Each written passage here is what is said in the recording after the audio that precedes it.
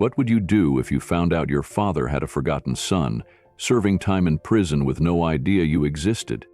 When Keanu Reeves received a letter that shattered everything he thought he knew about his family, he made one quiet, life-changing choice.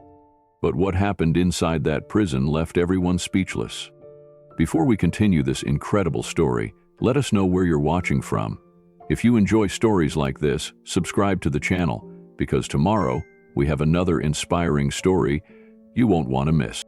Keanu Reeves wasn't expecting anything unusual that morning. The sun spilled softly across the hardwood floors of his home office, a quiet, meditative space where coffee met calm and paperwork.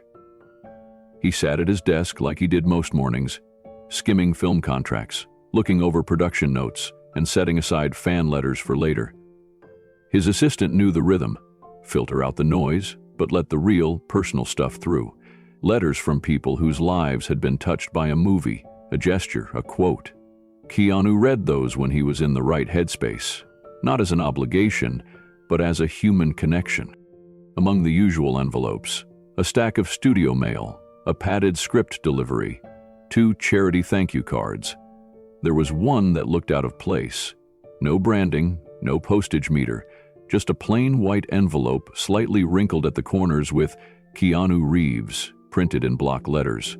No return address, no sender name. Something about it made him pause. The writing wasn't rushed or messy. It looked careful, almost He slid his thumb under the flap and opened it gently. Inside were 3 things. First, a scanned birth certificate, the kind issued by the state of California. The father's section was left blank. The mother's name, Dina Holloway. The child, Marcus Elijah Reeves, born February 7th, 1978. Second, a grainy photograph, faded at the edges, of a boy around 6 years old, sitting cross-legged on what looked like a sidewalk. His jeans were scuffed, his arms rested loosely over his knees.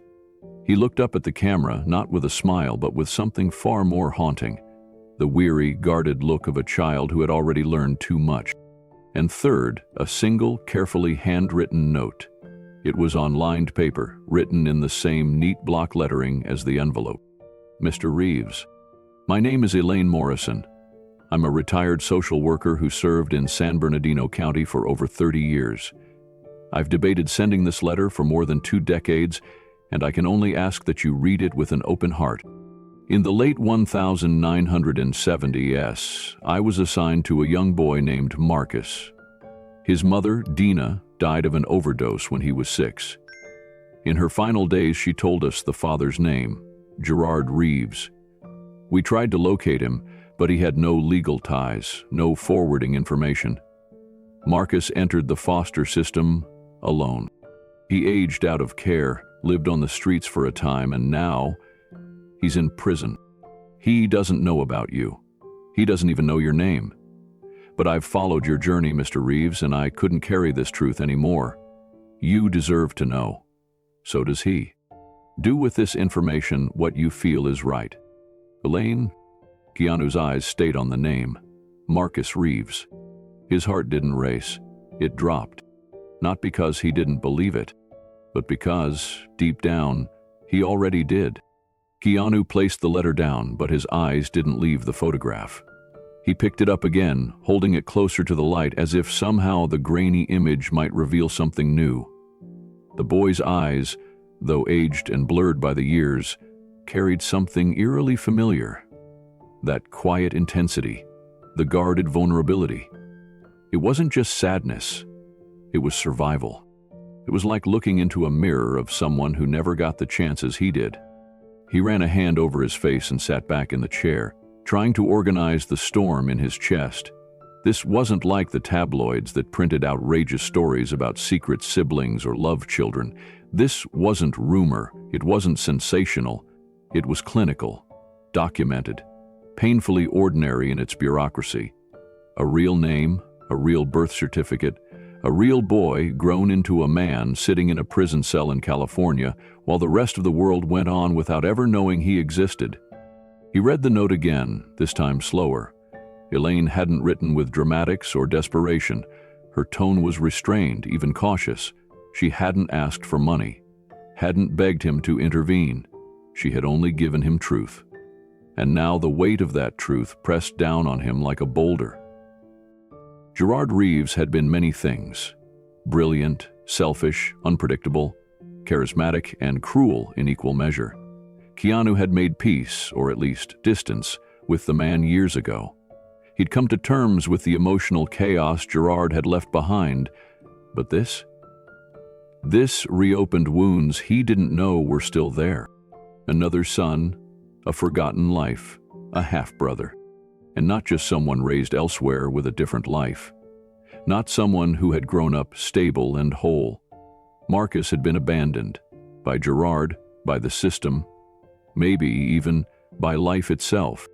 A quiet fury flickered in Keanu's chest, but it quickly gave way to grief. He reached for his phone out of instinct, but didn't know who he'd even call. This wasn't a question for lawyers, not yet. Not for agents or managers or publicists.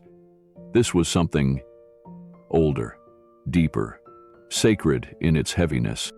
He stood up, walking to the tall window that looked out over the garden behind his home. The world outside was quiet, bright, the kind of day that felt peaceful on the surface, though nothing inside him felt peaceful at all. He thought of Kim, of how they'd clung to each other growing up, even when they had almost nothing. Of the motel rooms, the shifting cities, the late-night bus rides. They'd shared everything. They were survivors. But even then, even at his loneliest, Keanu had never been completely alone. Marcus had been, and still was. He turned the photograph over. There was no name, no date, just a small blue ink stamp in the corner, Child Services Archive. He stared at it, swallowing the tight knot in his throat. The edges of the photo were curling, like time had been trying to erase it. But here it was, proof that someone had once tried to be seen. And now the burden of that recognition was in Keanu's hands. He walked back to his desk, sat down, and slowly folded the note, the birth certificate, and the photo. He placed them gently into the envelope and slid it into the drawer of his desk, carefully, like something alive. Then he sat there for a long time, thinking, breathing, trying to decide what a man should do when the past he never knew finally knocks on the door. That night, sleep didn't come easily. Keanu lay in bed, the lights off, his body still but his mind restless. The image of the boy haunted him. Those eyes, the set of his jaw, the loneliness behind that stare. He had spent so many years coming to terms with his father's absence, accepting that Gerard Reeves was a man who rarely stayed, who left damage in his wake and called it freedom. But Marcus hadn't even had the chance to understand that. He hadn't been given answers or explanations or apologies. He'd just been left. What kind of life had that shaped? Keanu thought about the dozens of ways a child could slip through the cracks, the people who never get seen, never get saved. He'd met many in passing, in shelters, in rehab centers, on film sets, and dark corners of cities he passed through during shoots. People with stories too heavy to carry alone. He'd always believed in treating them with dignity, in listening when he could. But this wasn't a stranger. This was blood. His father's blood. His brother. The next morning, before the sun had fully risen, Keanu was already at his desk. He pulled the envelope back out of the drawer and laid its contents on the desk once more. The photo, the note, the certificate. No part of him knew what the right move was, but every part of him knew doing nothing wasn't an option. He reached for his phone, opened a new tab, and typed, California Department of Corrections Inmate Locator. He entered the name, Marcus Reeves, and waited. The name came back with a hit in less than 5 seconds. Marcus Elijah Reeves. Inmate AE 10,594. California Correctional Institution, Tehachapi Facility. Convicted, second degree, robbery, theft, assault. Sentence, 16 years. Currently in year 11. Keanu stared at the screen. It wasn't the conviction that struck him first. It was the photo, a recent inmate image. Marcus was thinner than the boy in the photograph, now in his mid-40s. His skin was pale, hair buzzed short, cheekbones sharp and hollow. There was a resigned heaviness in his posture, shoulders slumped forward like he carried the weight of a world that had long since stopped caring. But the eyes, those same eyes, wounded, sharp, guarded. Keanu's chest tightened. He closed the page and sat back in the chair. That cold wave of realization came again, stronger now, more complete. This was real. This wasn't a story about a lost sibling halfway around the world or a distant cousin seeking attention. This was a man, his brother, locked behind concrete walls and iron bars, forgotten by a system that rarely forgave the ones it never really saw in the first place. And Keanu couldn't stop picturing what life must have looked like for Marcus between that child photo and now. He imagined a teenager moving between group homes, maybe getting jumped for his shoes, maybe skipping meals, maybe sleeping in stairwells. He imagined a young man drifting through shelters and bad neighborhoods, looking for stability in places where there was none. And then, whatever moment it was that went wrong, the robbery, the arrest, the sentence. A life measured in court hearings and cement walls. Keanu leaned forward and typed again, this time with a greater sense of purpose. Private investigator. Los Angeles. Discreet. Family matters. He needed answers. Real ones. Within a few minutes, he had 3 names. He chose the one with the simplest website. No photos, no bold headlines. Just a single page and a phone number. Lang and Associates, how can we help you?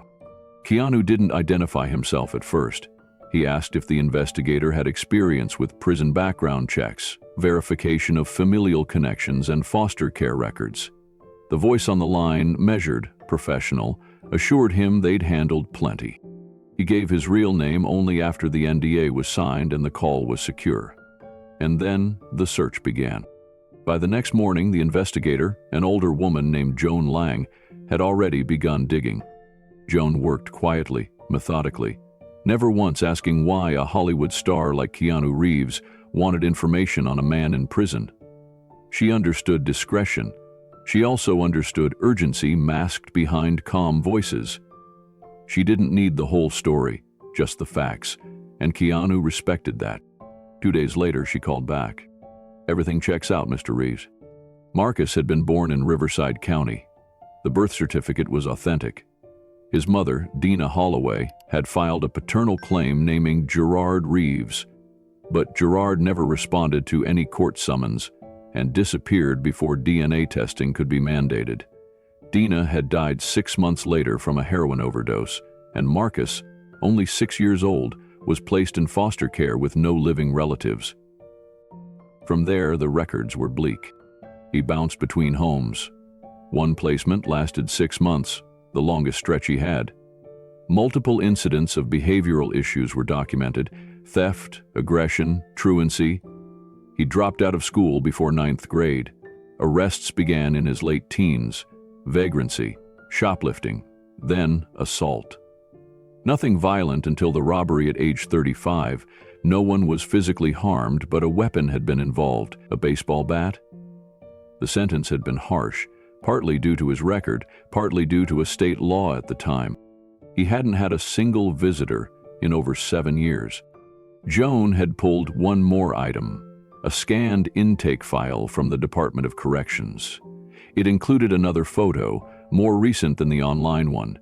Keanu opened it slowly. The same eyes, the same man, but something deeper now, a lifelessness. Like Marcus had stopped expecting anything good to come, like he had finally accepted the idea that no one was coming. Keanu sat with the information. He didn't move for nearly 20 minutes. A part of him had hoped, illogically, that the story might fall apart, that this was a mistake or some cruel twist of paperwork. But it wasn't. It was all true. Elaine had given him a gift, painful but pure. And now, what was he supposed to do? He wasn't a savior. He wasn't some hero who could walk into a prison and fix a life with a wave of his hand. But how could he walk away now? He thought of the letters he'd received over the years. People thanking him for roles, for kindness, for just being present in their darkest moments. Now there was someone whose darkness had been absolute. And Keanu was the only one who knew. Keanu didn't sleep much that night. He paced the hallway of his home, barefoot, silent, as the hours stretched on. The city outside buzzed faintly in the distance, but inside his walls, everything was still. Thoughts swirled. What kind of man was Marcus now? Was he bitter, violent? Had prison consumed him completely? Or was there still something salvageable, something unbroken deep beneath the years of damage? He didn't know, and that uncertainty pulled at him more than anything. He found himself sitting in front of the same desk by sunrise, the light spilling across the same photograph. But this time, his decision was made. Not from pressure, not from guilt, from something deeper. A calling. Keanu reached for a notepad and began writing a list. Not for publicists, not for legal teams. For himself. No press. No announcements. No assumptions. Just one man visiting another. He didn't want Marcus to meet Keanu Reeves, the actor. He wanted him to meet someone who wasn't there to judge or fix, just to listen. Later that morning, he called Joan Lang again and asked if there was any way to arrange a visit under a pseudonym, perhaps through a prison volunteer or mentorship program. "I'll find a way," Joan said, without hesitation. By the end of the day, an opportunity opened up. An upcoming visiting day for a spiritual outreach group working inside the facility. No cameras, no attention, just quiet human contact. Keanu could enter under an alias, leave all credentials behind, and meet Marcus face to face. He hung up the phone and let out a breath he hadn't realized he was holding. Whatever happened next, it wouldn't be easy. It wouldn't be neat, but it would be real. And that was enough to take the next step. The prison loomed against the pale morning sky, a sprawling compound of chain-link fences, guard towers, and hard concrete lines that looked more like a forgotten military base than a correctional facility.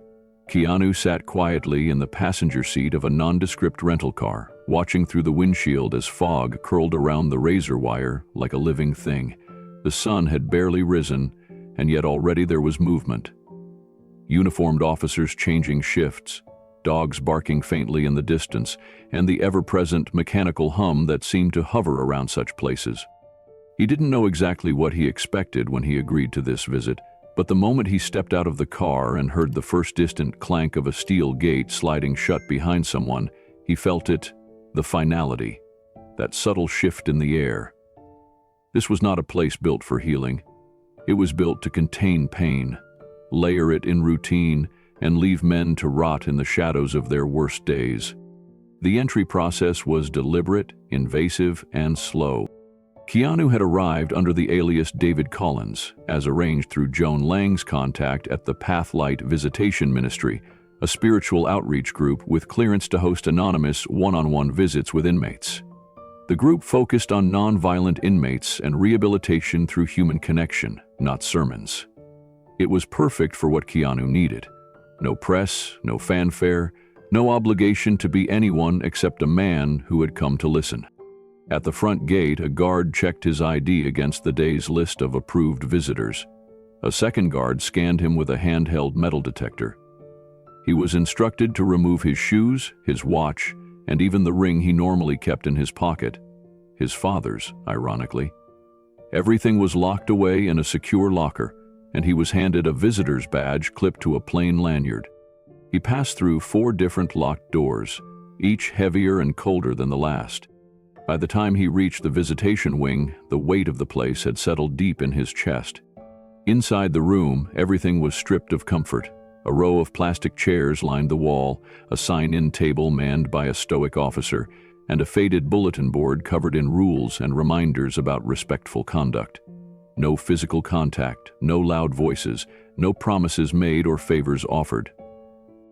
Keanu sat on a hard bench near the wall, staring at the laminated list of rules until his name, David Collins, was called out in a voice devoid of emotion. A guard gestured, and Keanu followed. The hallway was long, echoing with every step. Doors buzzed open, then slammed shut behind them. The fluorescent lighting cast a pale yellow glow on the linoleum floor, and each security checkpoint reminded Keanu just how far removed this place was from the outside world. It wasn't the noise that got to him, it was the silence between the echoes. The kind of silence that swallowed time whole. They stopped in front of Visitation Room C. "You'll be seated across from the inmate. No barriers, but there's supervision through the glass," the guard said. "He knows it's a volunteer visit. No funny business, got it?" Keanu nodded once. The door opened. He stepped into a windowless room with 2 metal chairs and a small table bolted to the ground. Then, slowly, the door on the opposite side creaked open, and Marcus entered.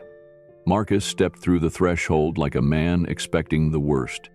His wrists weren't cuffed. This was a low-risk visitation wing. But the slight rigidity in his arms betrayed years of learned tension. He walked with caution, not toward fear, but expectation.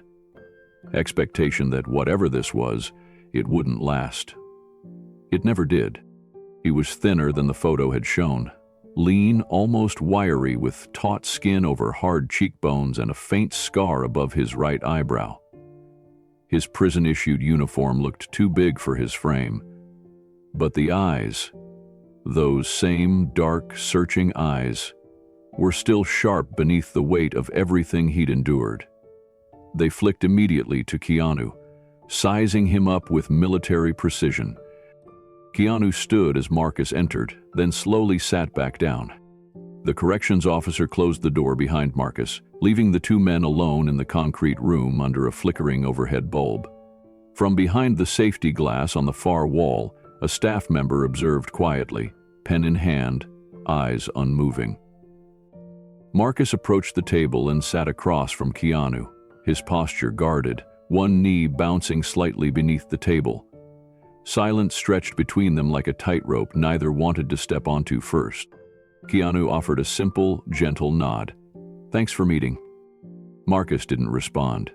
He looked Keanu over, first the clothes, then the hands, then the face. His stare lingered longer than most would be comfortable with. "You a priest or something?" he asked finally, voice rough like sandpaper, worn from years of silence and smoke. "No," Keanu said softly, "just here to talk." Marcus smirked without humor. "You one of those do-gooders? Or are you writing a book?" Keanu smiled, but it didn't reach his eyes. "Neither." Marcus leaned back slightly in his chair, arms crossed. "So why are you here?" Keanu paused. He had rehearsed this answer a dozen times in his head on the drive over, but when he opened his mouth, what came out was nothing rehearsed at all. "I'm here because I wanted to meet you." The words hung in the air. No agenda, no promise, just truth. Marcus squinted slightly, confused but intrigued. "You picked me off a list or something?" Keanu shook his head. "No list." Marcus tilted his head. "Then what? You get bored one day and think, hey, let's visit a convict?" Keanu didn't flinch. "I read something about you, and I thought, maybe it was time someone showed up without a reason." That earned a long, tense silence. Then Marcus leaned in, resting both elbows on the metal table. "Well, you've got an hour," he said. "Let's not waste it." Keanu gave a small nod, settling into his seat. He let the silence stretch, not out of discomfort, but respect. In his experience, rushing in to fill empty space only made people retreat. He wanted Marcus to lead, even if it was just a few steps. Marcus tapped the edge of the table absently with his thumb. "So what exactly do people like you expect to hear? Some kind of prison sob story? Some redemption arc?" "I don't expect anything," Keanu said evenly. "I just wanted to know your story, whatever it is." Marcus narrowed his eyes. "You know how many people say that and then disappear after one visit?" Keanu met his gaze, unwavering. "I'm not most people." For the first time, Marcus hesitated, not because he believed Keanu, but because he wasn't sure he didn't. He leaned back again, slower this time. The weight in his shoulders didn't ease, but the heat behind his suspicion cooled just a fraction. "You got a name?" Marcus asked finally. Keanu paused. "David?" Marcus eyed him carefully. "Last name?" Keanu smiled faintly. "Let's just stick with David for now." Marcus snorted. "Mysterious." Keanu shrugged. "I'm not here to impress you, just here." That response caught Marcus off guard more than any flattery might have. He studied Keanu again, as if trying to find the flaw, the trick. But there was nothing. No notebook, no clipboard, no eager smile, just presence. For the next 20 minutes, the two men sat across from one another. Marcus talked a little. Keanu mostly listened. The conversation drifted from childhood memories, at least the few Marcus could remember, to books he liked, to how terrible the food was. Nothing profound, nothing dramatic, but it was real. And for Marcus Reeves, that was something. Keanu returned the following week. Same process, same hallways, same buzz of metal doors slamming shut behind him. He didn't expect much. The first visit had ended on a strangely open note, but that meant little in a place where trust eroded faster than time. Still, something about Marcus's parting words, "Let's not waste it," had stuck with him. He sat at the same metal table, wearing the same plain clothes, the name David Collins still pinned to his shirt.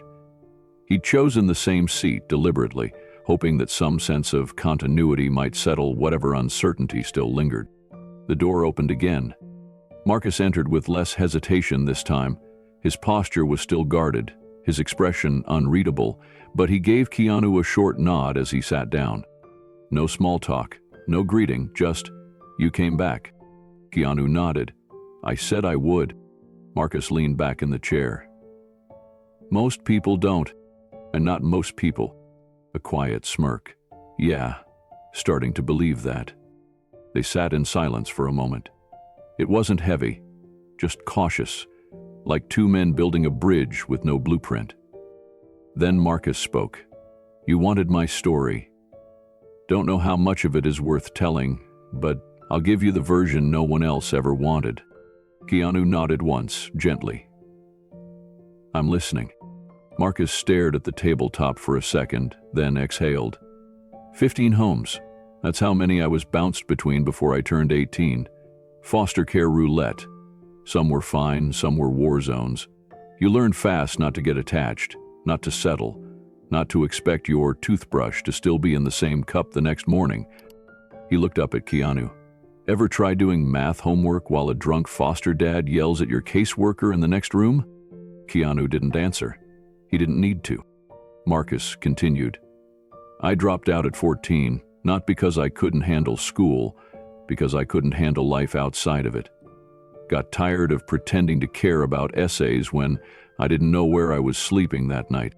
His voice wasn't bitter, it was matter-of-fact, like reading from a manual titled "How to Survive Being Unwanted." "I worked odd jobs after that," Marcus said, shifting in his seat. "Dishwashing, stocking shelves, construction gigs that paid cash under the table. Never lasted long. I didn't have a phone, a car, or a permanent address. Every form I filled out felt like a reminder I didn't belong anywhere." Keanu sat still, listening closely. He could feel the weight in Marcus's words. Not just the pain, but the fatigue of retelling something no one had ever taken seriously. "Lived out of my car for a year," Marcus continued. "Well, a car. It wasn't even mine. Some junked-up Toyota I bought off a guy for $200. No registration, no plates. I parked it behind a supermarket most nights. Just needed somewhere I could close my eyes without having to keep one open." He laughed once, dryly. "It's funny. People talk about freedom like it's a road trip or some grand idea. For me, it was 4 flat tires and an engine that overheated every other morning. But at least no one could throw me out of it." Keanu felt his throat tighten, but he kept his expression calm. He didn't want sympathy to be mistaken for pity. "Eventually," Marcus went on, "I got in with some guys who did small-time stuff. boosting electronics, pawn scams, that kind of thing. Nothing flashy, just survival. You don't think about the morality of it when you haven't eaten in 2 days. He paused, then looked directly at Keanu. And yeah, I stole. I lied. I took things that weren't mine. I'm not proud of it. But I wasn't out there hurting people for fun. I never wanted to be the bad guy. I just didn't see another way. There was a long silence between them. I was always waiting for someone to notice me, Marcus said. Not save me, not fix me, just see me. Keanu's chest ached at the words. So simple, so raw. He knew that feeling. Not in the same way, but in the soul of it. Being unseen wasn't about being invisible. It was about feeling like if you disappeared, the world would carry on without blinking. Keanu leaned forward slightly, elbows resting on the cold metal table. He didn't speak right away. He didn't need to. Marcus exhaled slowly, like the release of his story had taken more energy than he realized. The robbery wasn't supposed to happen, he said finally, his voice quieter now. Not the way it did. Keanu's eyes met his, steady and open. We were just going to scare the guy. Quick in and out. I didn't even have a real weapon, just a bat. But one of the others brought a knife without telling me. Things went sideways fast. The clerk hit the alarm. My guy panicked and shoved him. We ran, but I was the one they caught. And with my record, that was it. I was done. He looked down at his hands. I wasn't innocent. But I didn't hurt anyone. I just didn't stop it. There was no self-pity in his voice, just exhaustion. Court didn't care. Judge called me a repeat liability to the public, gave me 16 years, said maybe prison would finally teach me something the world couldn't. Keanu's heart ached, but still he said nothing. People either left me or used me, Marcus muttered. That's all I ever knew. But you showed up. I don't get it. I still don't. Keanu leaned in, his voice calm. You said something last time, that no one ever saw you. Marcus blinked slowly. I see you, Keanu said. That's why I came back. For the first time, Marcus didn't look away. He didn't smile, didn't nod. Just stared at Keanu like someone unsure whether to believe or run. But he didn't run, and that was something. Maybe, for now, that was enough. Keanu didn't leave right away. After the visit ended and the guards escorted Marcus back through the steel door, Keanu sat for a few minutes in the empty visitation room, eyes fixed on the table between them. The silence, once shared, now sat heavily on his shoulders. That hour had felt both endless and gone in an instant, and yet, something had shifted. Marcus had let him in, just enough. Keanu eventually stood, returning his badge and walking through the same sequence of security doors in reverse. Each buzz and clang of steel echoed louder than before, but this time they felt less like obstacles and more like punctuation marks, brutal reminders of how much weight a single decision could carry. A life inside, a life outside. Both irrevocably changed by choices, most of them made long before either man ever met. Once outside, Keanu didn't head to the car right away. He walked. The prison perimeter curved around long, barren stretches of dry earth and chain-link fencing. There was a sharp wind that afternoon, but he didn't pull up his collar. He welcomed the bite. It kept him grounded. His mind was far from quiet. Gerard's face flashed before him, not as the charming, reckless man in photographs, but as the absence he'd carried through most of his life. The man who showed up just enough to leave a mark, but never enough to stay. Keanu thought of the broken promises, the last-minute disappearances, the long stretches of silence that were louder than any argument. And now, this. A son Gerard had abandoned completely. No half-hearted visits, no check-ins, no guilt, just nothing. Keanu clenched his jaw, fists deep in his jacket pockets.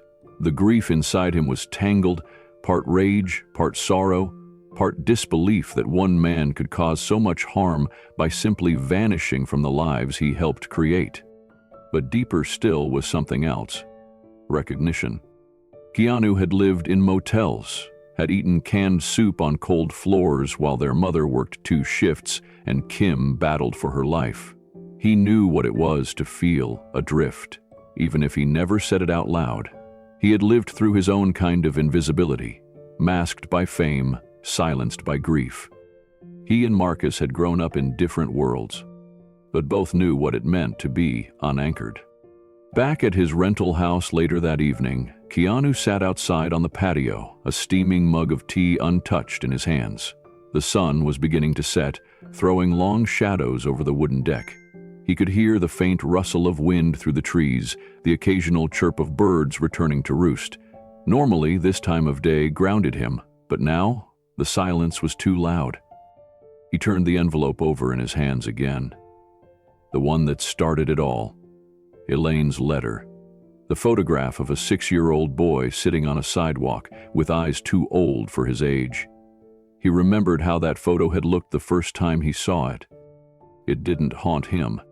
It followed him. After a long moment, Keanu reached for his phone and scrolled to a number he hadn't dialed in a while. Sandra. She had once taken care of Gerard in his final days, the closest thing to a witness of the man Gerard had become before the end. She knew things that hadn't made it into the obituary. She had seen the guilt in his eyes when he thought no one was watching. The phone rang 3 times before a familiar voice answered. Keanu? Yeah. Hey, sorry to call out of the blue. No, it's good to hear from you. Everything okay? He hesitated, then said quietly, I found out something about Gerard. There was a long pause. I'm listening. And so he told her. The letter, the boy, the man in prison, the eyes that matched their father's, the weight of standing face to face with someone who had every right to feel forgotten. When he finished, Sandra let out a soft sigh. That sounds heavy. It is. And you met him already? Yeah, twice now. Another pause. Then she said something that stopped Keanu cold. You don't owe him anything, but you might be the only person who can give him something he's never had. Keanu closed his eyes, let the words settle. Not forgiveness, not answers, not even justice. Present. That's what Marcus had lacked all his life. Someone who stayed. He thanked Sandra and hung up, her voice still echoing in his mind. He sat still for several minutes, watching the sun disappear. Then, with quiet resolve, he picked up his laptop and typed into the search bar. Marcus Reeves prison interview. He had to know more. A single video came up. It was shaky, low quality, clearly recorded on an old camcorder or prison-approved device, but it was him. Marcus sat in a folding chair, a dim circle of light catching half his face. Around him, a few other inmates sat in a small circle. This was no formal interview, it was a rehab program session. The date stamp showed it was recorded 2 years ago. Keanu hit play. The facilitator asked a question, when did you stop believing things could get better? Marcus didn't speak at first. The camera lingered on his expression. He looked down, rubbed his hands together slowly, then lifted his gaze. When I was 16, he said finally. I got moved to a new foster home. They gave me a mattress on the floor and a list of chores. That first night, no one even told me their names. I ate cold spaghetti from a can and went to sleep listening to some guy yelling at the TV in the next room. I remember thinking, this is what the rest of my life is going to be. He shrugged. Turns out I wasn't wrong. Keanu leaned closer to the screen, watching not just the words, but the way Marcus delivered them. His voice was calm, honest, almost too tired to be angry. But behind the weariness was something more. Awareness. Not blame, not excuses. Just reality, spoken out loud by a man who'd had to accept his story before anyone else would. When the video ended, Keanu sat in silence. He didn't know what the next visit would bring, or what Marcus would say. But now he understood something he hadn't before. Marcus wasn't broken. He was unfinished. And for the first time in a long while, Keanu felt a quiet clarity in his chest. He was going back. Keanu returned to the prison a week later, moving through the security checkpoints with the same silence and humility he carried into everything he did. He greeted the guards with a nod, kept his eyes low, and offered no explanations. He wasn't here as a celebrity, and certainly not as someone looking to be thanked. He was just a man trying to understand another. But this time, something in him had changed. The last visit had opened a door, not just in Marcus, but in Keanu himself. A door to memories long buried, reflections too painful to face when life had demanded performance, resilience, and quiet suffering. But now, face to face with someone carrying an entirely different version of the same abandonment, he found himself wanting to return. Needing to? When he stepped into Visitation Room C, Marcus was already there. Seated. Waiting. No slouched posture, no defiant stare, just calm, quiet stillness. Keanu took his seat across the table, and for a moment they just looked at each other. Not in judgment, not in tension, just two men seeing each other fully for the first time. "You came back," Marcus said, not as a question, but almost as a challenge. Keanu nodded. "Told you I would." Marcus cracked a faint smile. "Most people don't. I'm not most people." Marcus gave a small snort of laughter and leaned back in his chair. "Yeah, I'm starting to believe that." There was a pause, a beat, a shared moment that felt natural. "You know," Marcus added, "I've been trying to figure out what your angle is." Keanu met his eyes. "What have you come up with?" "I don't know yet, but you're not here for pity, and you're not writing a book." "Correct on both counts. So what are you here for?" Keanu didn't rush the answer. "I guess I'm here to learn who you are." Marcus nodded slowly. "Well, that's new." A beat passed before Keanu asked, "What do you like?" Marcus squinted. "Like what? Food?" "No," Keanu said with a faint smile. "Books, music, movies, whatever." That caught Marcus off guard. Nobody ever asked him what he liked. Not in decades.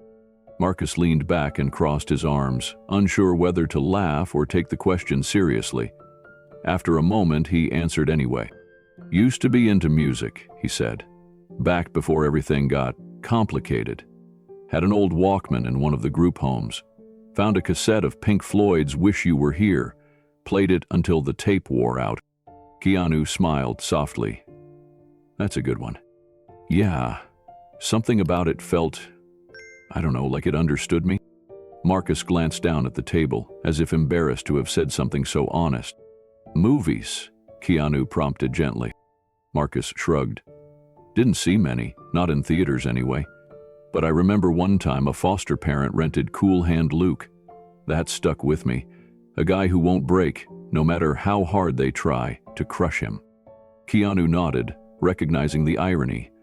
"Fitting." "And books," Marcus said, tapping a finger lightly on the table. "Used to read whatever I could get my hands on. Like Steinbeck, Of Mice and Men. Something about being disposable but still loyal, you know?"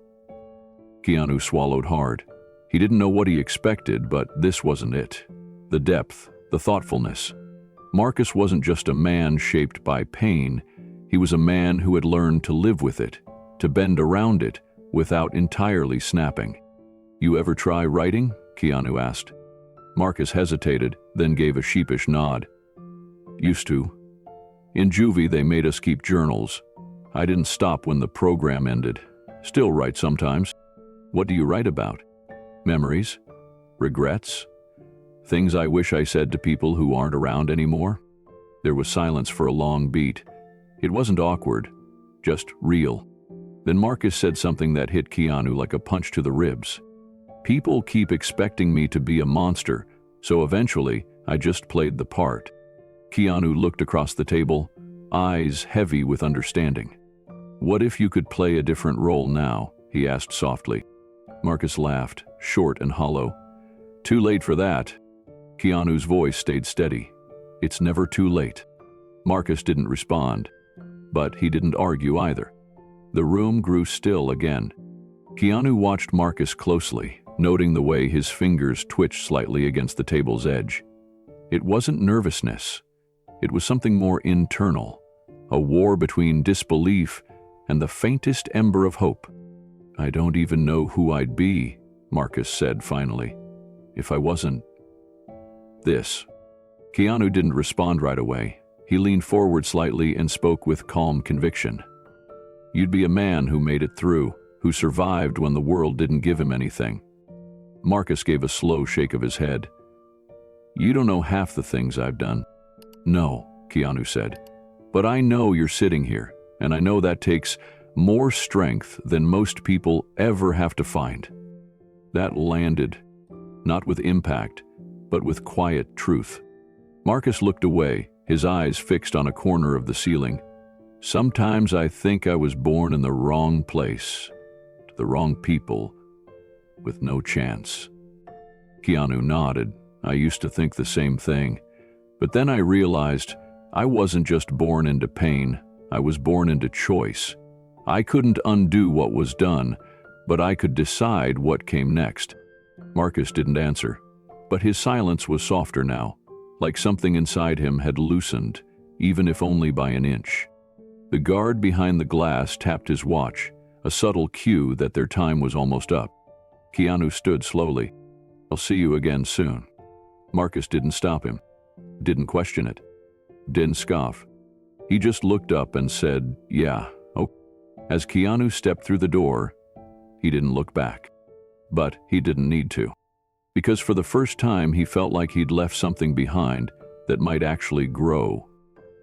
Keanu stared at the ceiling fan in his bedroom as it spun in slow, steady rotations. It was nearly 2 a.m., but sleep wasn't coming. Not tonight. Not with the truth pressing so hard against the inside of his chest, it felt like a weight lodged beneath his ribs. He had tried to justify it. He told himself he needed to understand Marcus before revealing who he really was. That trust had to be earned before it could carry something that heavy. That his name, Keanu Reeves, would cast too large a shadow if introduced too soon. But none of those reasons held up anymore. Marcus had opened up, not fully, not completely, but enough for Keanu to see who he was beneath the walls and the weariness. A man shaped by abandonment, a survivor who had every reason to push the world away, and Keanu had responded by hiding.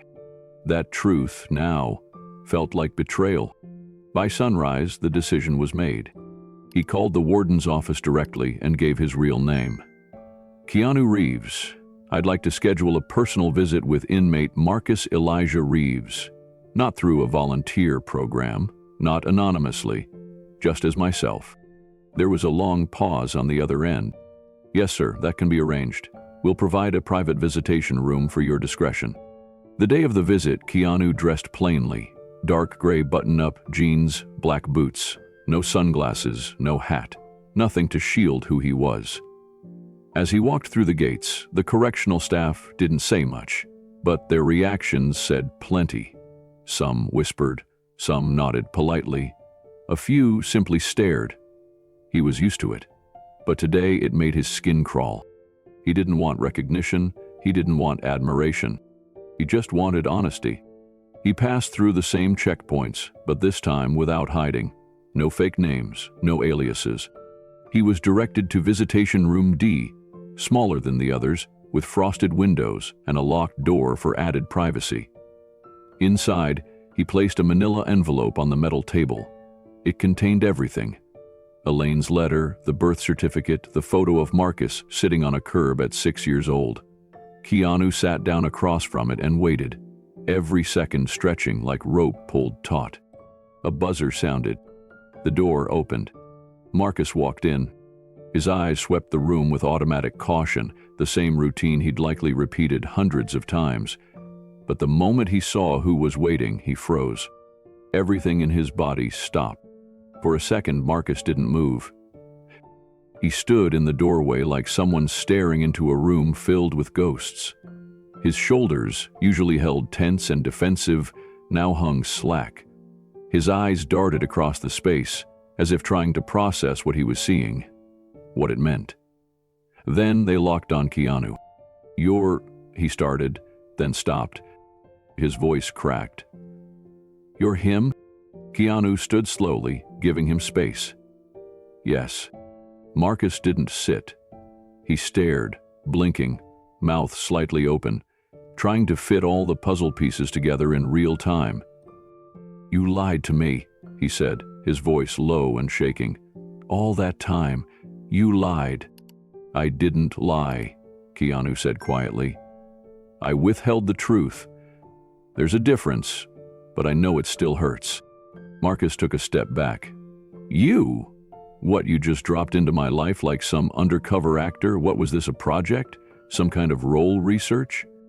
No, Keanu said calmly. It was personal. It is personal. Marcus's hands curled into fists, but not from rage, more like trying to hold something back that wanted to erupt. You sat across from me for weeks, pretended to be someone else. Let me talk. Let me open up. To you. I didn't want the baggage to interfere, Keanu said, voice steady but sincere. I didn't want you to talk to the name, the idea of who I am. I wanted to meet you as a man. Marcus shook his head, laughing bitterly. That's rich. You think just showing up makes this better? You think being rich and famous means you get to watch my story like it's some indie movie you picked off a shelf? Keanu said nothing. He didn't flinch. He didn't fight back. He just reached slowly for the envelope on the table and slid it across.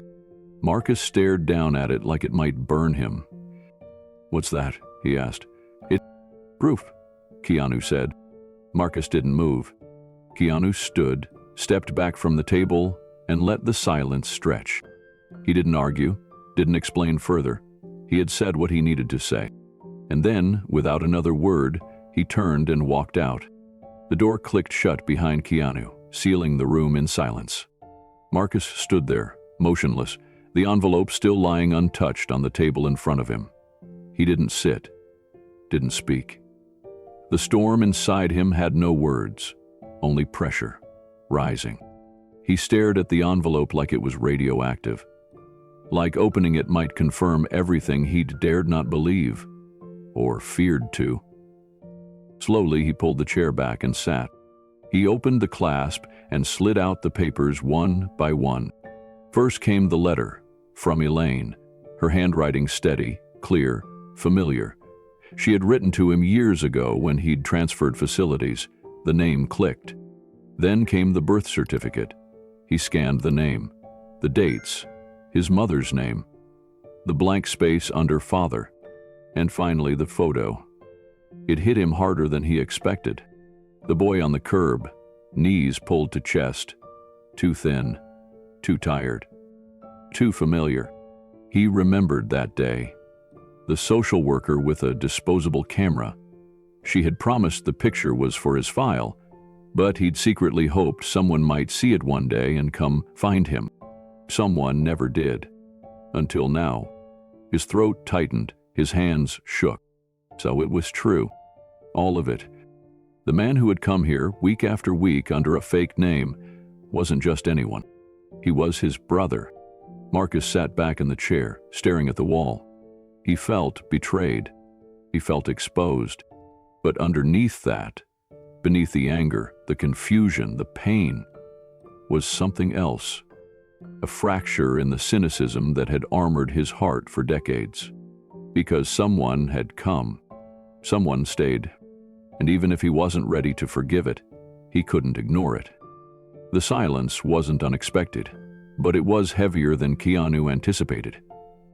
After walking out of the prison that day, leaving the envelope, the truth, and all his words on the table, he didn't know what would follow. A call, maybe, a message through the prison mail system, even a letter returned unopened. But what he got instead was nothing. Not a word. Not a sign. The air between them went still. He didn't go back to visit. Not because he didn't want to, but because he knew pushing would make it worse. Marcus needed time, space, The truth had landed like a grenade. Now came the shrapnel. So Keanu waited. And in the quiet, he wrote. He picked up a plain notebook and started handwriting letters. Not emails, not typed pages. Letters. Real ones, raw and unrehearsed, written in black ink with smudges from his thumb. The first was short, sincere, a few paragraphs. Marcus, I get it. I know you're angry. Or confused, maybe both. I didn't mean to betray you. I thought I was doing the right thing by showing up as a man, not a name. But you deserved better than a half-truth. I'm sorry. I'm not writing to explain. I'm writing because I'm still here. He signed it simply, Keanu. Then he wrote another. That one was longer. It told the story of a role he almost lost early in his career because he couldn't afford the gas money to get to the second audition. He wrote about sleeping in the back of a car for 2 weeks in Vancouver, about eating instant noodles and wondering whether the future would ever look different. The third letter came days later. It was harder to write. It was about Kim, how he held her hand through chemo, how he read to her while her bones ached from radiation, how helpless he'd felt watching someone so strong disappear in slow motion. He told Marcus he hadn't shared that story with many people, but he wanted to share it with him, because silence didn't have to mean absence. Keanu wrote. At night, it became a quiet ritual, something sacred in its simplicity. He'd sit on the patio or at the corner of his desk by the window, let the house go still, and let the words come. Not as a performance, not for effect, just as pieces of truth passed between brothers who had spent most of their lives unaware of each other's existence. One night, he wrote about Jennifer, how they'd met, how they fell in love, the quiet moments, the way she laughed when he tried to cook, how she always left the porch light on when he got home late from set, and then the stillborn daughter they named Ava. The loss that tore through his life like a wildfire in a dry forest. He didn't try to make it poetic. He just told it the way it happened. I don't have answers, he wrote. Some days I don't even have faith. But I've learned the only thing worse than pain is pretending you don't feel it. So I'm not pretending with you. Another letter followed. This one included a memory from when Keanu was 16. Riding his motorcycle alone along the Pacific Coast Highway after a fight with his father. How he'd stopped at a cliffside overlook and just screamed into the wind, like it might carry his voice far enough for someone, anyone, to hear him. That night, I wanted to disappear, not out of despair, just exhaustion. I was tired of being the kid with no anchor. I didn't know then that half the world felt the same way. He sealed that letter with a photo. A picture of him and Kim at the beach, wind blowing her scarf, both of them laughing. On the back he wrote, "This is who I was before the world saw me." He mailed each letter one at a time, no expectations, no pressure, just offerings. And still, no reply, not a word. But the prison mail clerk confirmed, the letters weren't returned, they were accepted, read, folded again. Marcus was listening, and somehow that made the silence easier to bear. Weeks passed. Still, no response came, but something in Keanu's heart had shifted. The silence no longer felt like a void.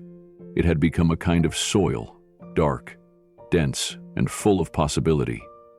Because silence, he realized, wasn't always rejection. Sometimes it was reflection. Some nights, Keanu would sit and reread copies of the letters he'd sent, wondering which ones Marcus read twice, wondering which sentences lingered, wondering if any part of his story had cracked the hard shell of survival Marcus had worn for so long. He didn't need gratitude. He just wanted connection. One afternoon, as he was sipping coffee in his kitchen, Joan Lang called. She'd spoken to her contact at the prison, carefully, subtly. No details, no pressure. Just enough to learn that Marcus had indeed received every letter. And, Keanu asked. He reads them, Joan said, over and over. Keanu closed his eyes. That was all he needed. The next day, he wrote again. This letter was the shortest yet. No matter how long it takes, I'll be here, brother or stranger. Either way, I see you. He didn't sign it this time. He didn't have to.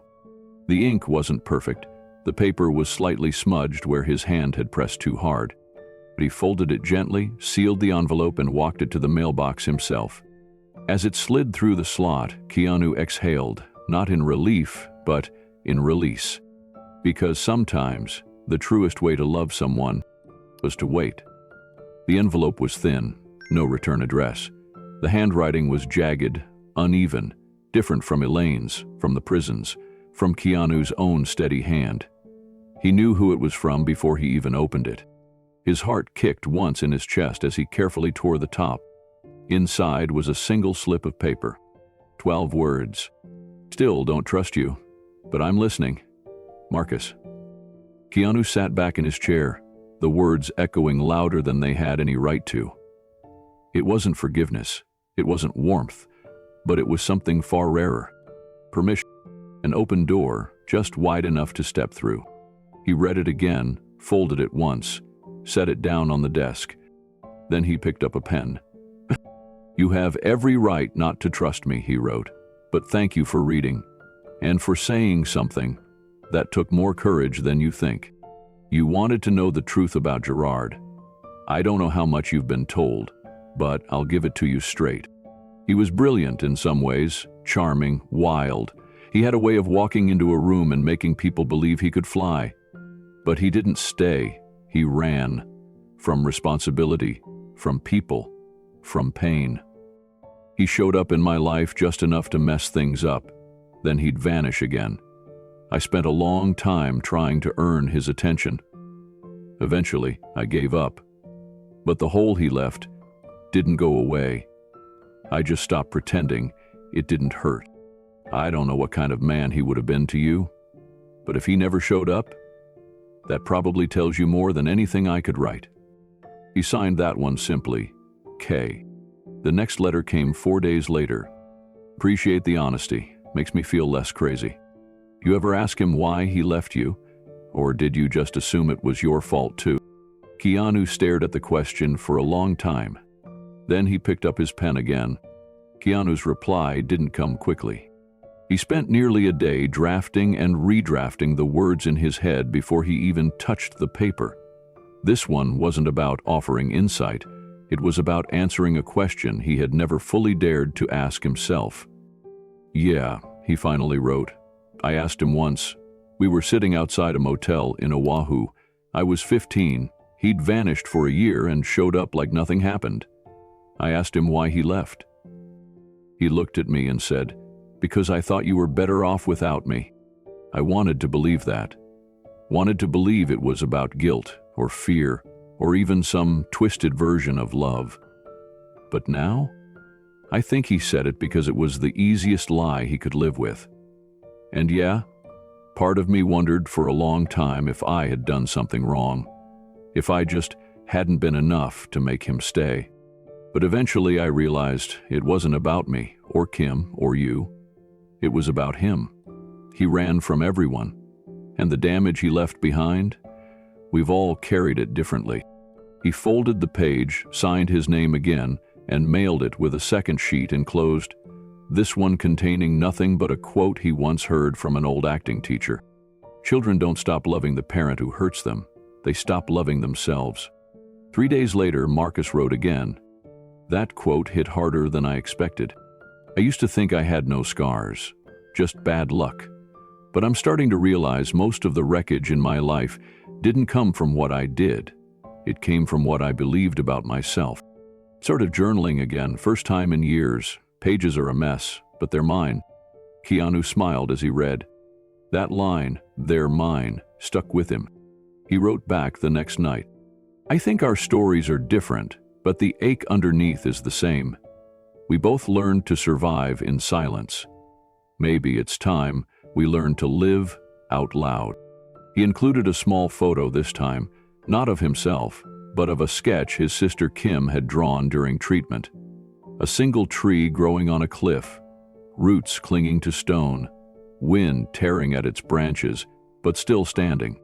On the back, he wrote, "We don't get to choose the soil we grow in, but we can still choose to reach toward light."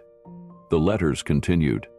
What began as guarded exchanges slowly turned into conversations, honest, messy, and real. Marcus's handwriting grew steadier with each note, his words more reflective. Less armor, more soul. He asked about Kim next. Was she the one who kept you grounded? Keanu's reply came with no hesitation. Yes. She taught me how to stay soft in a hard world. When she was sick, she still smiled, still cracked jokes. She made me believe there was strength in choosing love, even when life gave you every reason not to. That letter included a quote from Kim's journal. Some people wait to be rescued. Others learn to rescue themselves and then reach back. Marcus responded with a drawing. Just pencil lines on paper. A silhouette of two figures climbing the same hill, one ahead, reaching back with an open hand. Beneath it, he wrote, "I'm not sure I'm there yet, but I'm climbing." The image sat on Keanu's desk for days. He looked at it often, not as an artist's sketch, but as a signal. This man, his brother, was beginning to see himself differently. They exchanged thoughts about books and movies again, talked about music, grief, how time can be both cruel and healing. They debated redemption, what it meant, whether anyone truly deserved it, or if it had to be chosen. Finally, Marcus wrote, "We survived different storms, but we're both still standing. That's got to count for something, right?" Keanu read the line twice, then 3 times.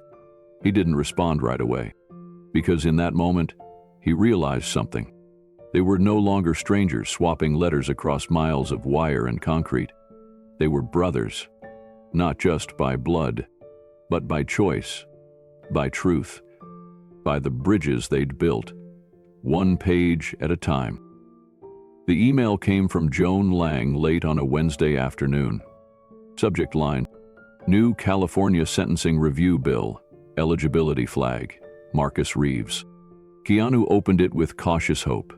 He'd grown used to bad news arriving with polite phrasing, but this was different. Joan had been keeping an eye on proposed legislation that might impact Marcus's case. Now, something concrete had landed. A new initiative had passed in California aimed at reducing prison overcrowding by reviewing non-violent sentences with rehabilitative potential. It gave inmates who had served more than half their term and demonstrated active reform a chance at early supervised release. Marcus qualified. Keanu sat back in his chair, rereading the summary twice. There were no guarantees, no shortcuts, but there was a door, and it was finally open a crack. He didn't want to make a move without Marcus's consent, so he wrote again, not with pressure, just with possibility. There's something new happening in California, a bill that allows for early release if the inmate can prove they've changed, not just said it but lived it. You meet the criteria. I'd like to help. Quietly, if you're open to it.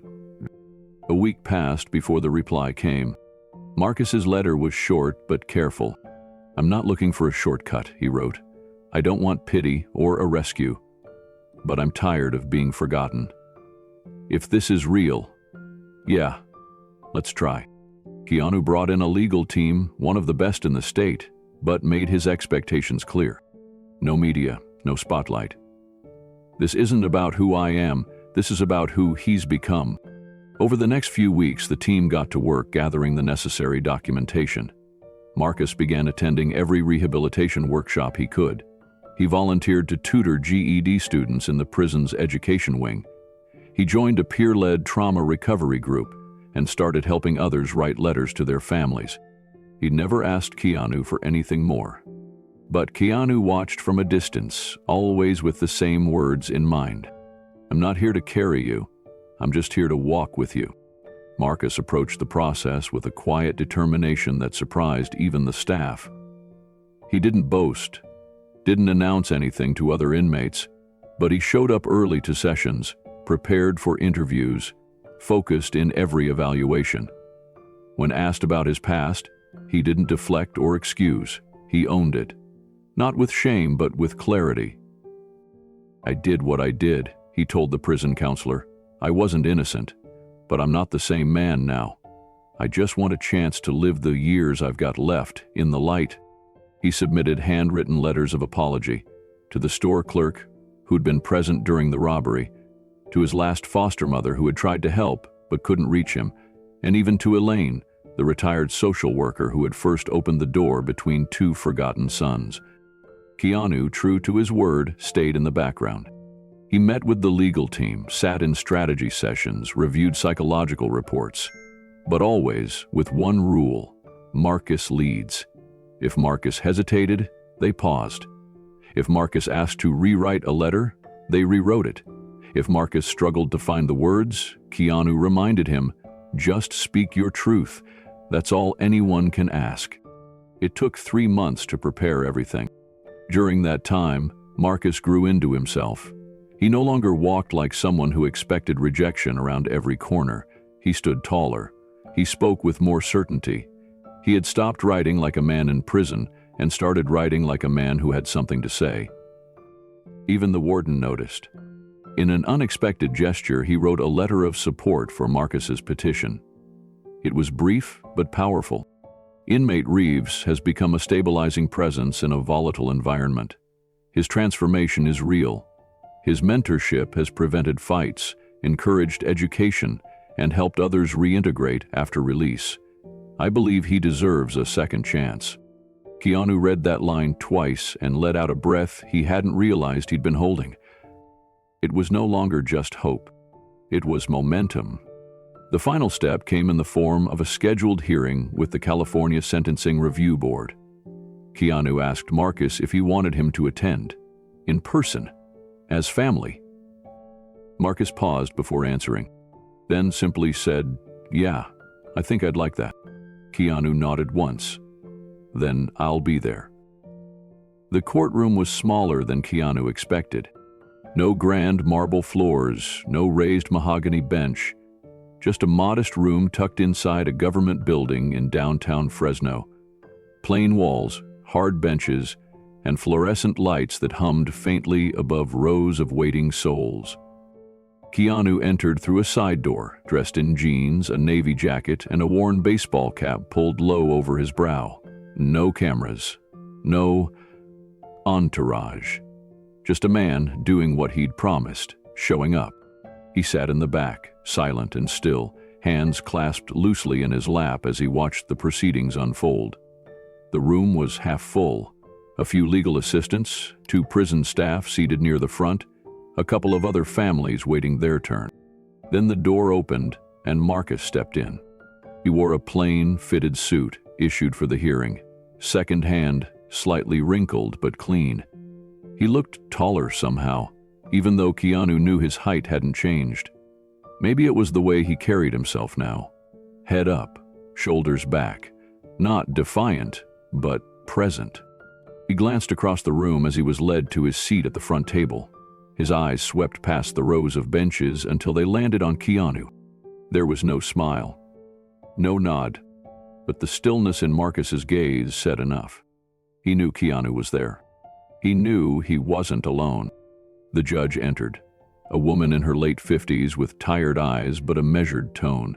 She reviewed the paperwork aloud. Case number, sentence history, conduct reports. She read from the prison evaluations, the psychological assessments, and letters of support submitted on Marcus's behalf. When she reached the warden's letter, her voice slowed. Mr. Reeves has become a stabilizing influence among inmates and staff. He has taken responsibility for his actions. His behavior and leadership have improved the culture around him. I believe he is ready to return to society under supervised conditions. The judge looked up. Mr. Reeves, you may speak. Marcus stood. His hands trembled slightly as he unfolded the page he'd prepared. Then, without looking down, he began to speak from memory. I used to think prison was the punishment, Marcus began, voice steady despite the hitch in his breath. But prison, didn't start when I got locked up. For me, it started way before that." He paused, letting the words settle. "I was broken before I even understood what whole looked like. Bounced between homes, left behind by people who were supposed to stay. I thought survival meant shutting the world out, that being hard was the only way to stay alive. And for a long time, I lived like someone the world had already given up on."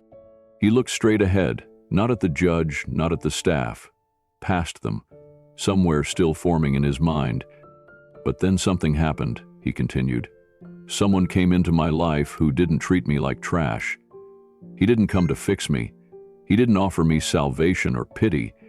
He just stayed." The judge leaned forward slightly, her expression unreadable. Marcus took a breath.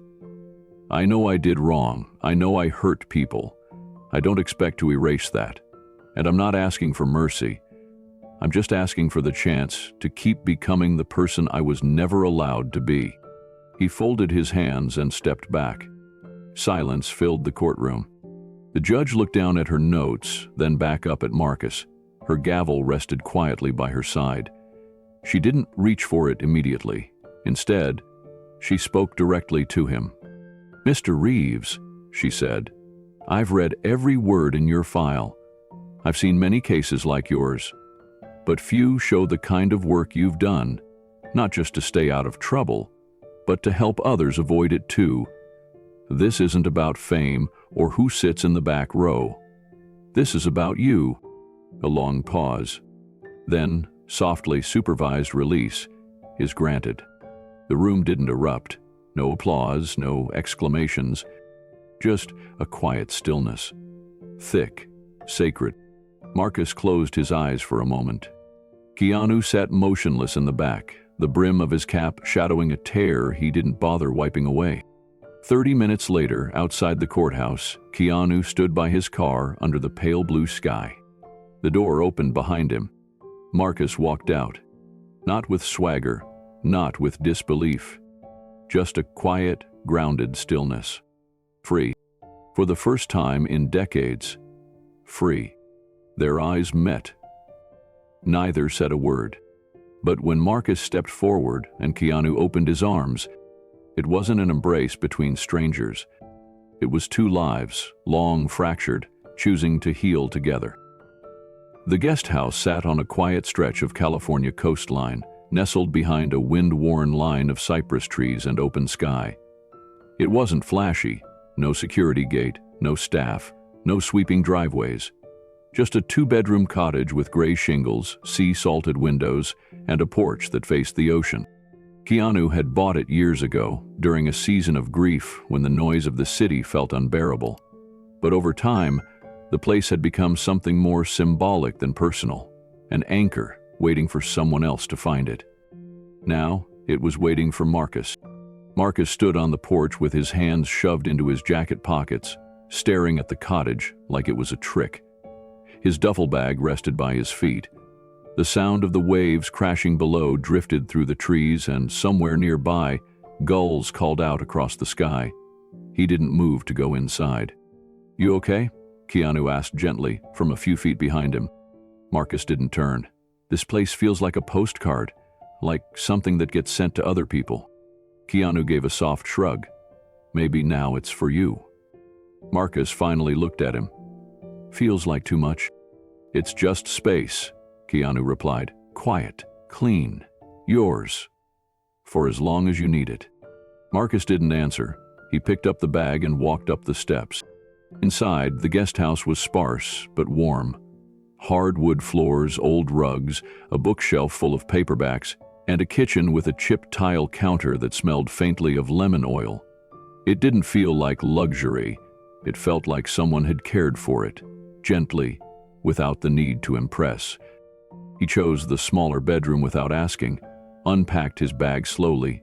2 changes of clothes, a pair of boots, his journal, a toothbrush, and the sketch Keanu had framed for him, the one Marcus had drawn of 2 figures climbing the same hill.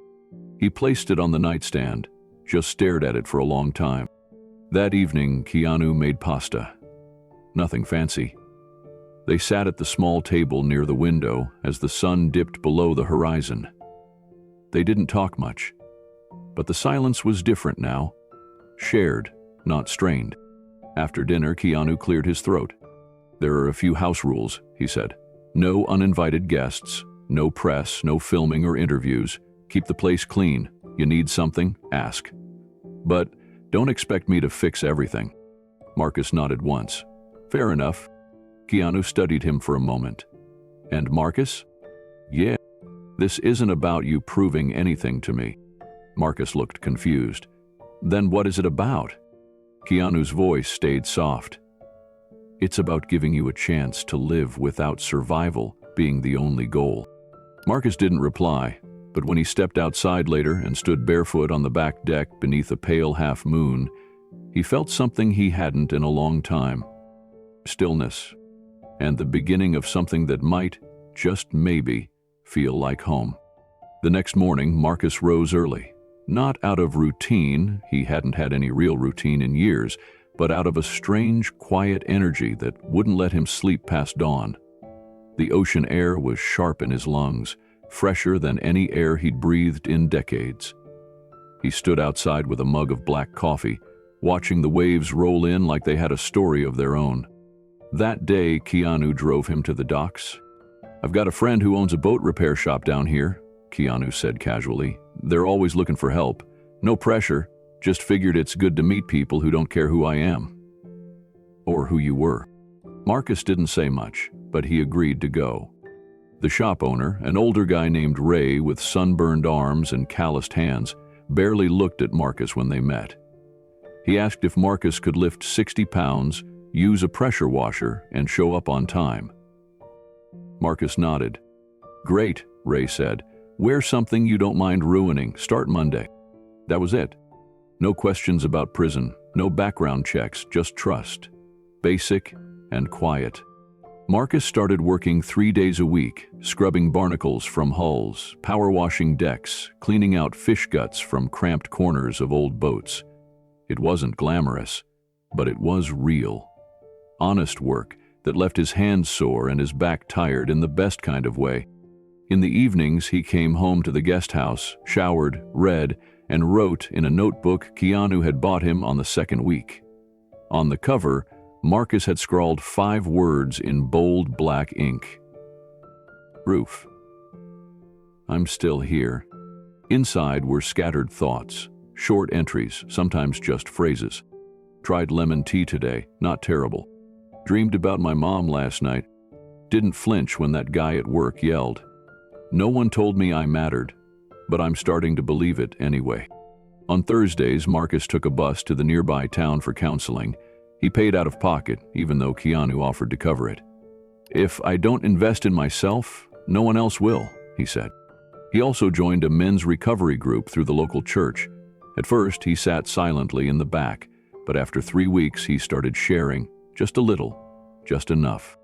Keanu never asked for updates. He never checked in to monitor progress. He just made sure the fridge stayed stocked and left a dinner plate covered with foil outside the guest house on the nights Marcus worked late. The silence between them wasn't empty anymore. It was trust. And when Keanu brought up the youth program over dinner one night, just an idea, nothing serious, Marcus's first instinct was to shut it down. "Nah," he said, shaking his head. "I'm not the guy you put in front of kids." Keanu didn't push. He just nodded and moved on to talking about a new book he was reading. But long after the dishes were cleared, Marcus found himself replaying the conversation. Not because he felt pressured, but because something inside him was beginning to shift. That night, Marcus sat at the kitchen table long after the lights were out in the main house. The ocean murmured outside, steady and calming, but his thoughts weren't still. He flipped open his journal and wrote just one line. What if my story could help someone else survive theirs? He didn't write anything else that night, but he left the notebook open on the counter, like even the page needed to breathe. The next few days passed normally. Work at the dock, meetings at the church, quiet dinners, simple routines. But inside Marcus, something had started to move. Something uncertain, but not afraid. One evening, as Keanu poured water into the kettle, Marcus spoke up. "That youth program you mentioned." Keanu turned, waiting. Marcus looked down at the table. "I'm not a speaker. I don't do stages. But if they'd want someone who's been there, someone who doesn't sugarcoat it, maybe I could talk." Keanu didn't smile. He didn't nod right away. He just looked at Marcus with steady eyes and said, "Only if it feels right." Marcus gave a half shrug. "It doesn't yet, but it might." They left it at that. Later that night, Marcus stood at the back deck, hands resting on the railing, staring out into the dark waves. He was still healing, still building, still learning how to stand in a world that had once swallowed him whole. But for the first time in decades, the future didn't feel like a sentence. It felt like a path, and he was finally walking it on his own feet. It started with a name he hadn't spoken aloud in decades. Lillian Howard. She wasn't a blood relative. She wasn't even around long enough to be legally considered family. But to Marcus, she was the closest thing to safety he had known as a child. When he told Keanu he wanted to visit her grave, there was no speech, no questions, just a gentle offer to drive him there and wait nearby. Keanu sat on a bench under a eucalyptus tree in the far corner of the cemetery, letting Marcus walk the final steps alone. The headstone was simple, weathered, a little tilted. Lillian Howard, 19491997. She tried, she cared. Marcus stood there, staring down at it. His hands trembled slightly at his sides. For a long time, he didn't move, didn't speak, just breathed and blinked as memories poured in through invisible cracks. The night she held his hand when he woke up from a nightmare. The way she folded his laundry and whispered prayers when she thought he was asleep. The small blue Bible she gave him when the social worker said he had to leave. He'd run, just like he always did. But she had loved him anyway. He knelt and ran his fingers across the stone. "I should have stayed," he whispered. "I was scared and stupid and didn't know how to be wanted. But you were the only one who ever really saw me." No tears came, just a silence that pressed into his chest like gravity. He stayed there for over an hour. When he returned to the guest house that night, he didn't say much. Keanu was in the kitchen making tea.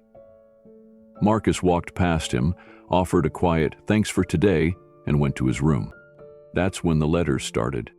Not the journal entries, not notes to himself. Letters to the people he had hurt. There were more than he expected. An old girlfriend named Yasmin he'd ghosted when life got too complicated. A foster brother named Curtis he'd once gotten into a brutal fight with over a stolen Walkman and a heap of unresolved rage. A teacher who'd tried to advocate for him and ended up pushed away. And one more. The man from the corner store. The one Marcus had robbed. The one who had every reason to hate him. He wrote slowly, each word like lifting bricks from a collapsed building. Apologies laced with context, but never excuses. He didn't ask for forgiveness, he just gave truth. When he sealed the envelopes, his hands shook. But for the first time, the weight wasn't getting heavier. It was starting to shift. One letter stood out more than the rest. It was the hardest one to write.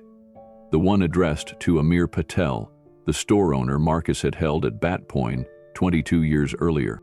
He didn't expect a response. Truth be told, he wasn't even sure the man was still in the same city. But the letter was mailed anyway, along with a short note at the end. "If you don't remember me, that's fine. If you do and never want to respond, I understand. But I need you to know I was wrong. I see that now. And I'm sorry." 2 weeks passed.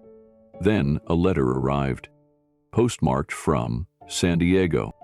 It was handwritten, neat, in blue ink on lined notebook paper. Marcus opened it slowly, heart pounding. Inside were only a few lines. "I remember you. I was angry for a long time, not just at you, but at the world. I forgive you. Not because you asked, but because I decided to stop carrying what you left behind. Be better than who you were. Marcus sat with the letter for hours. He didn't read it once. He read it 5 times. Then folded it, slipped it inside his notebook, and labeled the page beside it. Weight I didn't know I was holding. That night, Keanu grilled salmon out back while the sun dipped low. They ate on the deck, watching the horizon shift to gold. After dinner, Marcus leaned back in his chair, arms crossed. You ever wonder if the version of us we dream of, he asked quietly, still lives inside? Keanu glanced over, then looked out toward the ocean. I think he's waiting, he said, just waiting to be invited back in. Marcus didn't reply, but he nodded slow, thoughtful. That version of himself, the one before the walls, the lies, the anger, hadn't been erased. He'd just been buried. Now, maybe, he was starting to rise. Over the next few weeks, the healing became quieter, but no less powerful. Marcus continued writing, not just in his notebook, but to others. More letters, more bridges extended. Some were mailed, some weren't. But every one of them loosened a thread of something that had once held him hostage. He and Keanu hiked more often now, miles along the cliffside trails above the coast. Sometimes they talked about life. Sometimes they walked in silence. It was the kind of silence that said, you don't have to say it all to be understood. They cooked together, messy dinners with burned edges and laughter echoing through the kitchen. Keanu played jazz records in the background while Marcus prepped vegetables, with the awkward rhythm of someone learning to enjoy a task for no reason other than that it calmed the mind. One morning, Marcus found a letter slipped under his door. From Keanu. You've done more than anyone ever expected you to do. Not because you had to, but because you chose to. That matters. Even if no one else sees it, I do. Marcus didn't respond in words. He just folded the letter and taped it to the inside cover of his journal. Later that night, while watching the stars, he whispered aloud, I forgive you, Dad. No one heard it but the wind. But that didn't matter. Because the boy inside, the one who'd once believed he was unlovable, forgettable, broken, had finally looked in the mirror and seen someone worth saving. The invitation came in an email addressed not to Keanu but directly to Marcus. It was from a local youth outreach center that Keanu occasionally supported behind the scenes, places that offered second chances to kids with nowhere else to turn. Word had quietly spread through the community that Marcus Reeves was no longer just formerly incarcerated. He was working, staying sober, writing, living. They asked if he would speak. A 15-minute talk, informal, just a few words about his life, how he got through it, and what he'd tell his younger self if given the chance. Marcus stared at the email for a long time. He didn't answer right away. That night, over dinner, he slid his phone across the table to Keanu. They want me to talk. Keanu read the message, then looked up. How do you feel about it? Terrified, Marcus said flatly. Keanu smiled. Good. That means it matters. Marcus exhaled. I'm not a speaker, man. No, Keanu replied. You're a survivor. Just tell them what it took to stay alive. For the next few days, Marcus wrestled with the idea. He wrote notes, deleted them, rewrote them, pictured himself freezing in front of a room full of teens who would see right through him. But something inside him kept whispering, don't run this time. The night before the event, Marcus didn't sleep. He paced the small living room of the guest house for hours. He read every sentence he'd written out loud, hating how fake it sounded, how forced. Finally, around 2 a.m., he crumpled the paper and tossed it in the trash. He walked to the kitchen window and stared out at the dark horizon, waves churning like a heartbeat beneath the moon. In the silence, he whispered aloud, just tell the truth. And for the first time, that felt like enough. The community center was packed. Rows of folding chairs lined the modest auditorium, most filled with teens, some with their mentors, a few with weary-looking parents.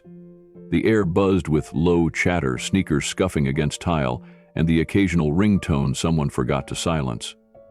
On a modest stage sat a wooden podium, one flickering overhead light, and a microphone taped at the base with a small crack in the stem. Marcus stood backstage, heart pounding in his ears. His hands were damp, his throat dry. Keanu stood beside him, not saying much, just presence. Marcus kept glancing at the exit door. Keanu noticed. "You don't have to be perfect," Keanu said. "Just be real."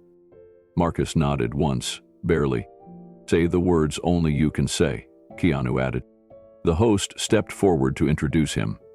A short bio, a few kind words, and then, "Please welcome someone who's come a long way to be here, Mr. Marcus Reeves." Applause. Not thunderous, not lukewarm, just honest. Marcus stepped onto the stage. He felt every eye turn toward him. His palms tingled. He didn't carry any notes. Just his breath. Just the truth. He gripped the sides of the podium and looked out at the crowd. Kids with tired eyes, slouched postures, defenses raised. He recognized them, because he was them. He leaned toward the mic. "I wasn't born bad," he said. The room went still. "I was born invisible." Somewhere in the back, a phone buzzed and was quickly silenced. "I don't know what you've heard about people like me. I don't know what you think of someone with a record or someone who's been locked up. But I'm not here to convince you I'm special." He paused, scanning the room. "I'm here to tell you that people don't wake up and decide to ruin their lives. They survive the only way they know how." A few heads nodded. Marcus steadied himself. "And sometimes, all it takes to start changing is for someone to look at you like you're still worth saving." Marcus let the silence linger. No one moved, not even the kids in the back row, the ones who'd come in with hoodies pulled low and arms crossed tight. Every eye was on him now, not with skepticism, but with something closer to stillness. He cleared his throat and continued. "For most of my life, I thought I didn't matter. I acted like I didn't matter. I hurt people because I thought that's what people like me were supposed to do." A breath, a beat. "But someone came into my life who didn't try to fix me. He just stayed. He listened. And when someone sees you, you start to see yourself." His voice cracked slightly, but he didn't stop. "I used to think I was too far gone. But you know what I've learned? You're never too far gone to come home to yourself." He stepped back from the mic. The room erupted. A standing ovation, slow at first, then rolling forward like a tide. The front row, then the back, then the kids who hadn't smiled all night. Even the center staff stood up. Some clapped, some just nodded. Marcus looked down, wiping his eyes with the back of his sleeve. And then he looked up, toward the back, where Keanu sat, still, quiet, hands folded. They locked eyes. Marcus didn't wave, didn't mouth "thank you." He just gave a small, steady nod. "And Keanu," he nodded back. No words, no spotlight, just a moment between brothers who'd survived different storms and found each other in the wreckage. The letter took 3 weeks to write. Marcus didn't tell Keanu about it at first. It wasn't a project he wanted help with. It was something he had to do on his own, unfiltered, unrevised, and completely honest. It started as a page of questions, then it turned into accusations, then a confession. Eventually it became something else. Not a plea, not a surrender, a reckoning. He filled 6 pages. When he finished, he folded the letter neatly and placed it in a plain envelope.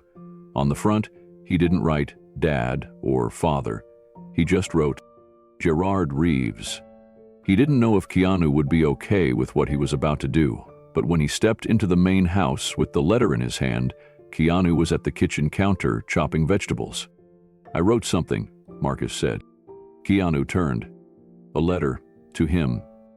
Keanu looked at the envelope, then back at Marcus. "You want to read it?" "Yeah," Marcus said, "but not here. Can we go down to the beach?" They walked in silence, the sound of the waves growing louder as they descended the weathered path behind the cottage. The sun was just starting to set. casting a soft amber glow across the water. They stopped at a small cove, half sheltered by dunes and driftwood. Keanu knelt and began building a small fire from the kindling they kept tucked beneath a pile of stones. The flame crackled to life, orange against the darkening sky. Marcus sat down on a flat rock, unfolded the letter, and began to read aloud. "You don't get to explain anything now. You don't get the last word. But I'm still going to speak mine, because I carried this for too long. You broke us before we had a chance. You left her, you left me. Then you went and made another family and gave them the same damn wound. That's who you were. But I'm not living in your shadow anymore." Marcus continued reading, his voice steady but strained. "You taught me how to disappear, how to be hollow. I became a ghost long before I went to prison, and you were the blueprint. But here's what you didn't expect. I'm still here. Not because of you, in spite of you. I've made peace with the fact that I'll never hear you say sorry, but I also don't need it anymore. I used to dream about what it'd feel like to see your face and ask you why. Now, I don't need the answer, because I finally figured out who I am without your silence shaping me." He paused. The fire popped and crackled beside them. Keanu said nothing. Marcus glanced down at the last part of the letter, voice softer now. "I forgive you, not because you deserve it, but because I refuse to carry your damage any longer. I'm not a broken extension of your legacy. I'm building something different now, something real. Goodbye, Gerard." "Marcus." He folded the pages carefully and held them over the fire. The flames caught quickly, curling the corners into orange, then black. He didn't look away as the letter twisted, shrank, and disappeared into ash. Keanu reached into his jacket pocket and pulled something out. A small wooden carving. It was shaped like a falcon, rough around the edges, the grain worn smooth by years of being held. Gerard had made it by hand back when Keanu was 9. It was the only thing he'd ever kept from his father. It had sat in a drawer for decades, untouched. Keanu held it over the fire. "He gave this to me," he said quietly. "I used to think it meant he cared." He tossed it into the flames. They watched it burn.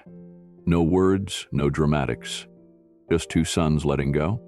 The tide crept in slowly, waves brushing the edge of the fire pit stones. Marcus exhaled. "He made a mess of us," he said. Keanu nodded. "Yeah, but I'm not living in his shadow anymore." Keanu looked over. "Neither am I." They sat there as the last of the fire dimmed to embers. Smoke drifted into the sky, soft and unhurried, as if even the past itself was finally willing to rise and disappear. It wasn't an ending. It was a beginning. The auditorium was full. Not just filled, but brimming. The kind of energy that vibrates through walls and rises from worn carpet and plastic seats. A youth summit had brought students, counselors, educators, and mentors from all over the county.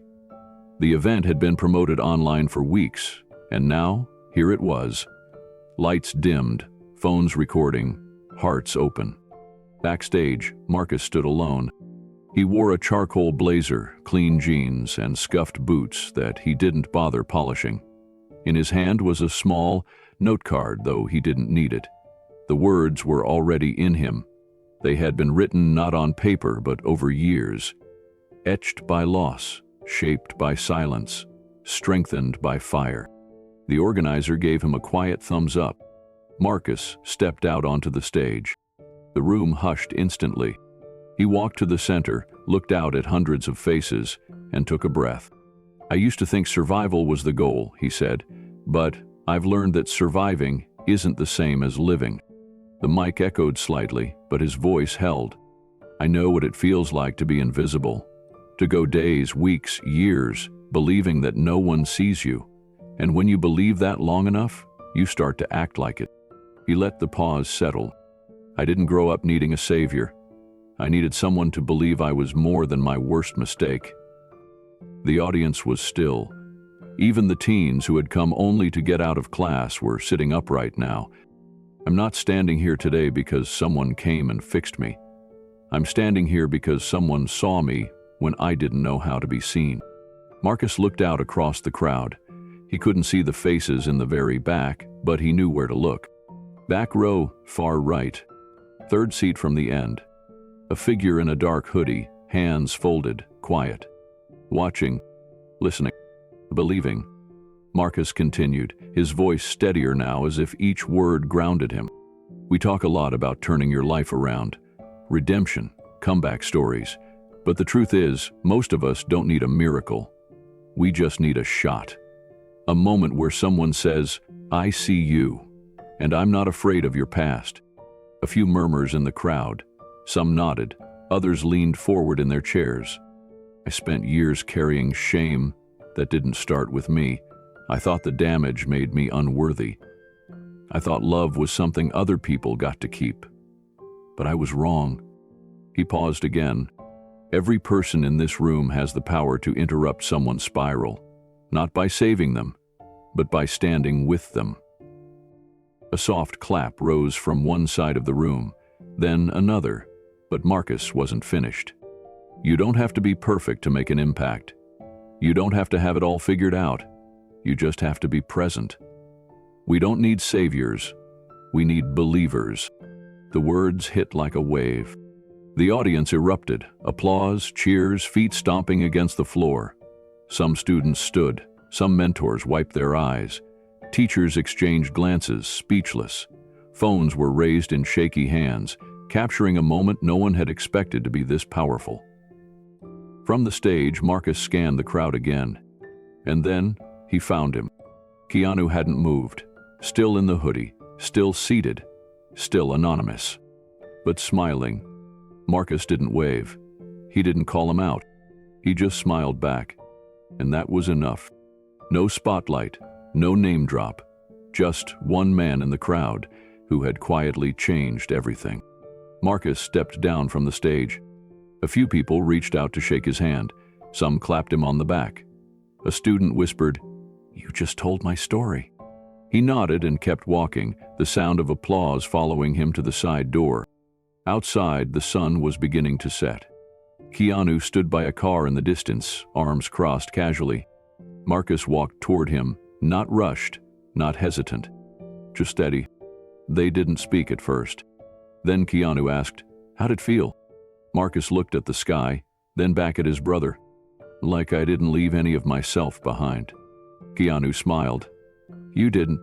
They got into the car together, pulling away from the building as kids poured out, still buzzing from what they'd just heard.